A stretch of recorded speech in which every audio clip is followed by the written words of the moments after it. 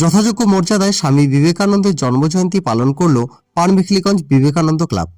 দিনটি স্মরণীয় করে রাখতে ক্লাবের পক্ষ থেকে একটি 10 দলীয় নকআউট ভলিবল টুর্নামেন্টের আয়োজন করা হয়। সোমবার সকালে ক্লাব প্রাঙ্গণে এক অনুষ্ঠানের আয়োজন করা হয়। সেখানে ক্লাবের সদস্যবৃন্দ স্বামী বিবেকানন্দের প্রতিকৃতিতে মাল্যদান ও পুষ্পস্তবক অর্পণের মাধ্যমে গভীর শ্রদ্ধা জানান। এরপর বিকেল নাগাদ ক্লাব ময়দানে শুরু হয় ভলিবল টুর্নামেন্ট। নকআউট পর্যায়ের এই টুর্নামেন্টে মোট 10টি দল অংশগ্রহণ করেছিল। প্রতিটি ম্যাচেই খেলোয়াড়দের মধ্যে তীব্র লড়াই লক্ষ্য করা গেছে। মাঠে উপস্থিত দর্শকদের উৎসাহ ছিল চোখে পড়ার মতো। প্রতিযোগিতার মেগা ফাইনালে মুখোমুখি হয়েছিল রাধাবাড়ী বিএসএফ এবং শিলিগুড়ি এমভি একাডেমি।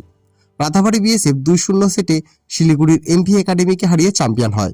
ক্লাব কর্তৃপক্ষের মতে, স্বামীজির আদর্শে যুব সমাজকে উদ্বুদ্ধ করতে এবং খেলাধুলার প্রতি আগ্রহ বাড়াতেই প্রতি বছর এই ধরনের প্রতিযোগিতার আয়োজন করা হয়। সফলভাবে টুর্নামেন্ট সম্পন্ন হওয়ায় স্থানীয় ক্রীড়াপ্রেমীদের মধ্যে খুশির হাওয়া।